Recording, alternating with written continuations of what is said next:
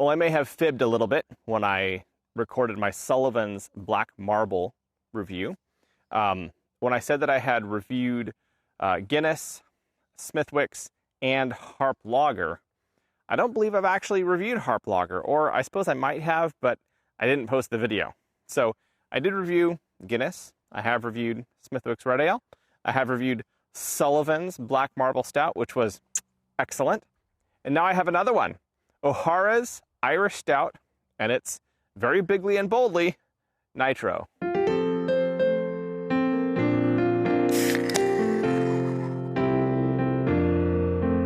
Now I am going to do a full pour into this glass.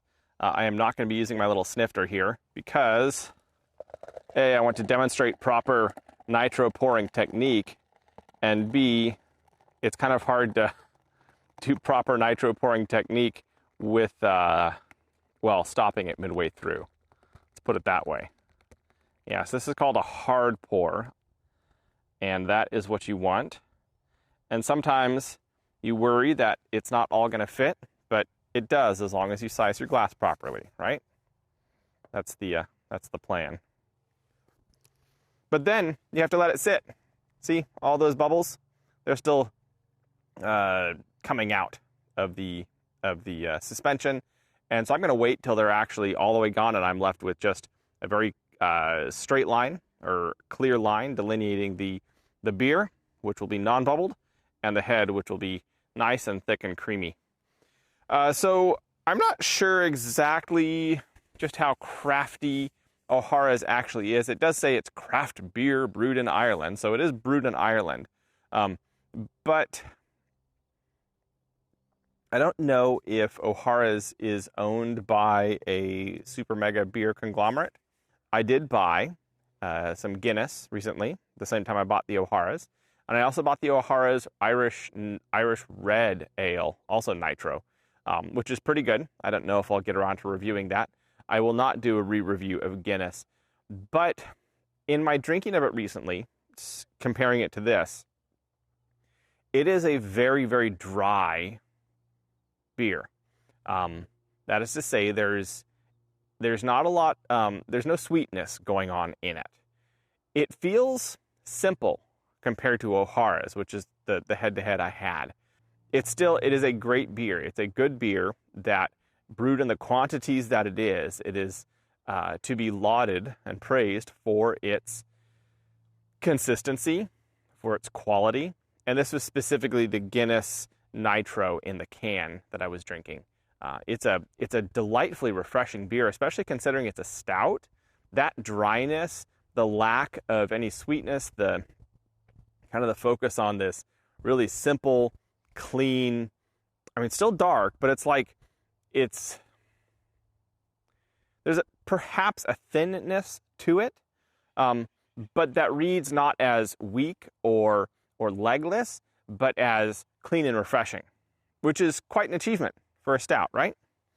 And here we have a very clean line delineating our head and our beer, and this is what I like to see when I'm ready to drink. This can does have very simple instructions on it. It says chill, pull, pour, pause, and then enjoy. So we've done the pausing. Now it's time for the enjoying. The head looks like bread dough as it's proving. There's some rockiness to it.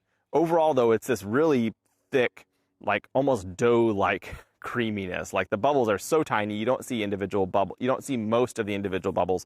Instead, it's almost like a pudding kind of sitting on top here with some larger bubbles in it and some burst bubbles.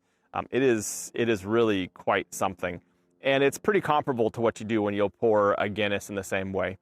It's that really hard line, and then this really just thick cream, like super creamy head.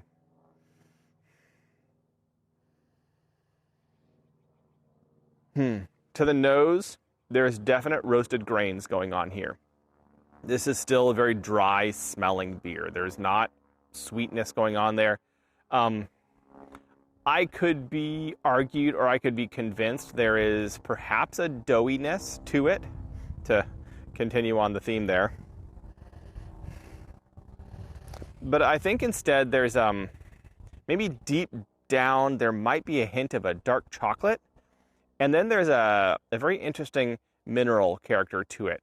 Almost like, I want to say aluminum foil, or I suppose the Irish might say aluminium foil. Yeah, it's kind of it's a soft, it's not a sharp or unpleasant thing. It's just there's this kind of sharp point to it that reminds me that is slightly metallic or mineral-like.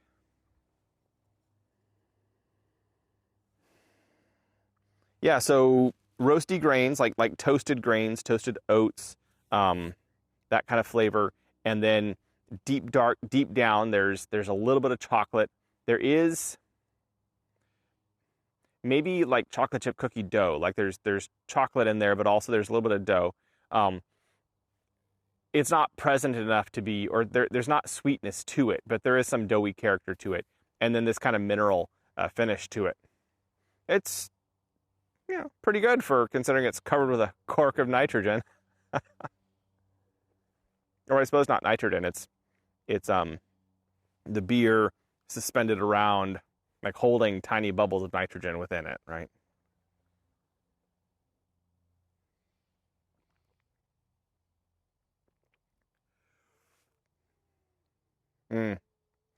This beer tastes like what it smells like, but more so. There's this very nice roasted grain character. There is a doughiness to it, a breadiness. There is also that kind of dark chocolate, but it's like super dark chocolate. You're looking 85 or higher, 85% or higher, like a super dark, really smooth chocolate. And there is still that just hint of minerality that kind of closes things out. And maybe that's the hops involved here. Maybe they kind of read brighter and more acidic, or not acidic, mineral or metallic, rather than just compared with all the other. I wonder if that's the nitrogen. I mean, nitrogen doesn't have an aroma. I don't know. It's just it tastes like what it smells, just more so, more real, more present. There's the aroma and the wind, and then there's the pie that's actually there at the table. And when you eat the slice of it, yeah, you smelt it, but and smelling it was beautiful, but eating it was more so, right? That way.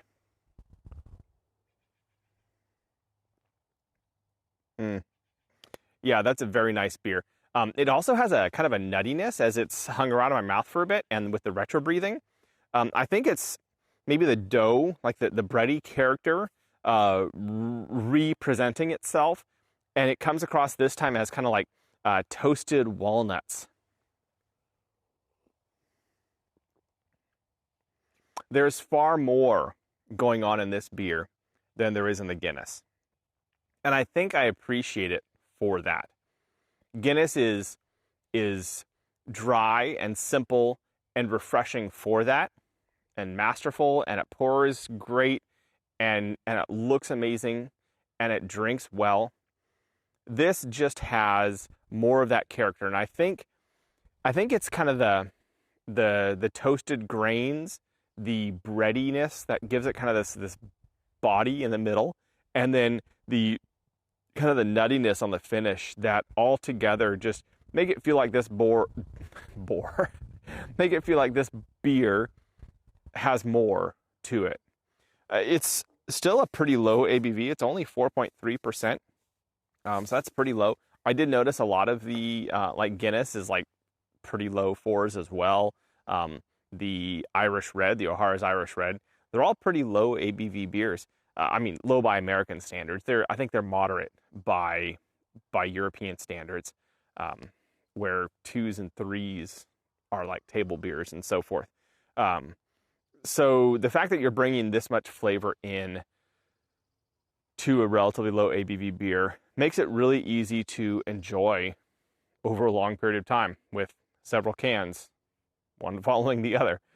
But at the same time, it has this richness that you're not, I don't think you're motivated to guzzle it, right? I'm not glug, glug, glug, glug, glug this. I'm enjoying it. And the head staying around, you can see it's still there. the head's staying around just forever, which is relatively common with nitrogenated beers. Yeah, this is a good beer. I enjoy this quite a lot. I give O'Hara's Irish Stout Nitro a solid 2 stars out of 3. I would put this slightly above Guinness in my personal preference. Now, Guinness Foreign Extra and some of their bottled varieties, while they will not travel so well, they might have better overall flavor, or more. Let's not say better, let's say more. They might have more overall flavor, and so they might have, you know, if I were to do, you know, head-to-head between this and a Foreign Extra, that might come to a different comparison. But still, they're all great beers. This being good doesn't diminish Guinness, right? They're both good beers. And if all you have is Guinness, enjoy it because it's a good beer. It'd be interesting to see like a craft brewer, an American craft brewer, do a nitrogenated stout, especially maybe a nitrogenated like Imperial. I wonder if that's even possible, or is there some adverse reaction with the nitrogen and the higher ABV? I don't know. But that would be interesting to get that kind of the creaminess, and it's interesting. Yeah, now I'm just meandering down worthless pathways. But hey, I have a good beer to accompany me down those pathways. This is me, Matthew. I have been drinking and definitely enjoying O'Hara's Irish Stout Nitro, which says chill, pull, pour, pause, and enjoy. And I'll catch y'all on the flip side.